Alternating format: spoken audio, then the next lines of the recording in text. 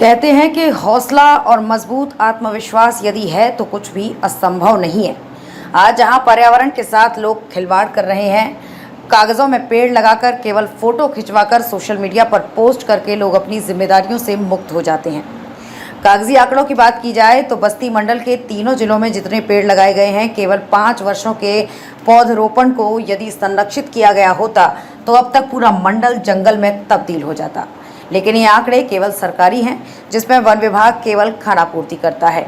उसके बाद सरकारी धन के बंदरबाट का खेल शुरू हो जाता है। आज हम आपकी मुलाकात एक ऐसे व्यक्ति से करा रहे हैं, बिना पैरों की उड़ान इसका जीता जागता मिसाल है सैथवलिया के विकलांग हाफिज जी, जिन्होंने बिना पैरों की ग्लोबल वार्मिंग जैसी समस्या से निपटने के लिए 500 से अधिक वृक्षों का रोपण किया। ये वृक्ष लगभग 10 वर्ष के हो चुके हैं और इन पौधों से उन्होंने समाज को ये संदेश दिया कि ग्लोबल वार्मिंग जैसी समस्या को कम करने के लिए ऑक्सीजन का होना बहुत आवश्यक है और धरती की रक्षा कवच ओजोन परत से होती है। इसलिए प्रत्येक व्यक्ति को अपने जीवन में अधिक से अधिक मात्रा में पेड़ को लगाना चाहिए। अब्दुल वाहिद जो दोनों पैरों से विकलांग हैं, लेकिन उनके पास मजबूत हौसला है, जो बिना किसी सहयोग के धरती को हरियाली करने में बिना पैरों के ही उड़ान भरी, जिसकी चर्चा राष्ट्रीय सहारा समाचार पत्र वर्ष 2019 में प्रकाशित किया था। अब्दुल वाहिद को लोग हाफिज के नाम से जानते हैं, जो समाज के हितों के लिए सदैव तत्पर रहते हैं। इन्होंने ग्लोबल वार्मिंग जैसी समस्या से निजात पाने के लिए बड़ी कठिनाइयों का सामना करके 500 वर्षों से अधिक का रोपण किया। आइए देखते हैं संत कबीर नगर से ओमकार चतुर्वेदी की ये रिपोर्ट। क्या नाम है आपका? मेरा नाम सर अब्दुल वाहिद है। आपका ग्राम सभा? सिसई माफी सैथवलिया, ब्लॉक संध्यामा, जनपद संत कबीर नगर। जैसा कि मैं देख रहा हूँ आज आपके यहाँ ये रिपोर्टिंग के दरमियान कि आपने काफ़ी पेड़ों को प्रदान किया है प्रकृति में वृक्षारोपण के तहत, तो ये भावना आपके अंदर क्यों और कैसे जगी?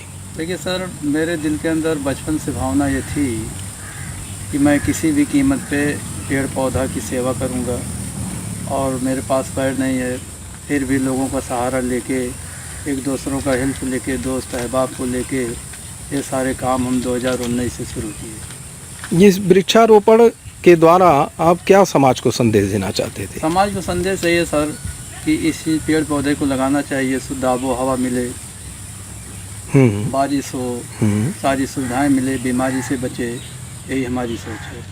क्या आपको कभी हताशा नहीं नज़र आई कि आपके पास पैर नहीं है? नहीं साहब, हमें कभी इस चीज़ के महसूस नहीं हुआ, क्योंकि लोगों का सहयोग इतना मिलता गया कि हम उन्हीं के सहयोगों से जो है अपने जज्बात को बढ़ाते गए और काम करते गए। क्या सरकार द्वारा आपको कोई अनुदान प्रदान की गई? नहीं सर, अभी तो कोई अनुदान सरकार के द्वारा नहीं हमें मिला।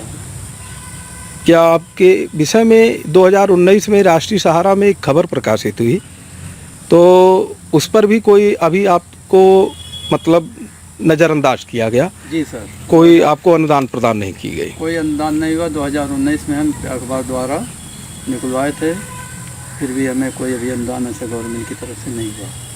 अच्छा, ये बताइए, ये जो बाग में आपने एक पोखरा बनवाया, उसमें आप क्या कर रहे थे पोखरे में? उसमें मच्छी पालन कर रहे थे और करेंगे भी आगे, और अच्छा डालेंगे सब।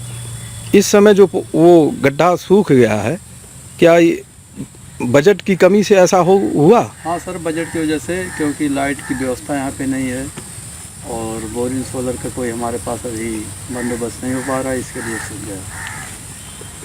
आप सरकार को क्या संदेश देना चाहते हैं इस वीडियो के माध्यम से?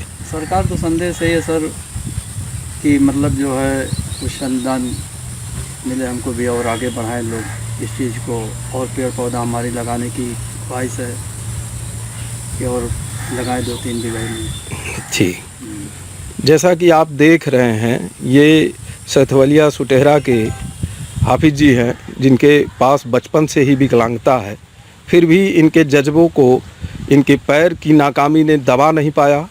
और जहां एक तरफ सरकार वृक्षारोपण के लिए जनपद में कई करोड़ों रुपए खर्च करती है, वहीं दूसरी तरफ ये बिना पैरों के सैथवलिया सुटेहरा के हाफिज जी, जिन्होंने काफ़ी पेड़ों को जागृत किया, लगाया और ग्लोबल वार्मिंग जैसी विश्व स्तरीय समस्या में निजात दिलाने के लिए मील का पत्थर साबित हुए। अब आप देख रहे हैं कि इन्हें अभी तक कोई भी सरकारी अनुदान प्रदान नहीं किया गया। क्या ये एक तरफ सरकार की उपेक्षाओं के शिकार नहीं हो रहे हैं? यदि ये समाज के हितों के लिए कार्य कर रहे हैं तो सरकार को इन पर विशेष ध्यान देना चाहिए। संत कबीर नगर से ओंकार चतुर्वेदी की रिपोर्ट।